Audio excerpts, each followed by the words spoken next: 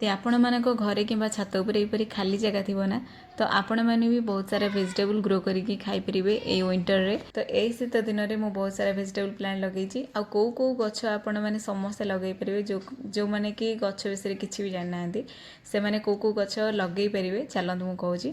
तो प्रथम आपण कि ना बाड़ी में आप कंचा लंका लगे पारे पोई गोटे गछ जब लगेदेवे सी भी पूरा भल से माड़। तो शाग भी आप लगे पारे शागर तो बहुत सारा भेराइटी आसूँ कोशला पालंग धनिया भी आप लगे पारे। तो तापर कलरा कि बैगण जेकोसी मंजी हो जदि आप लगे दूसरी मूल दुटा खत दे दूसरी सी भी बहुत बढ़िया हम। कंचा लंका मस्ट लगातु आउ रसुण भी आप घरे तो आवेलेबल थी तो ताकू भी आप खाली जस्ट मटी एमती पोती देवे सी भी बढ़िया से हो। आ पुदीना तो मस्ट सेटा को खाली लगेदेवे सी तो पूरा ग्रो कर देहरे आ खत टी निहाती भाव में देवे। लंका भितर सबुठ छोट लंका हूँ धानुआ लंका जब तले गोटे गछ लगे दूसरी ताले बहुत भल रिजल्ट मिल।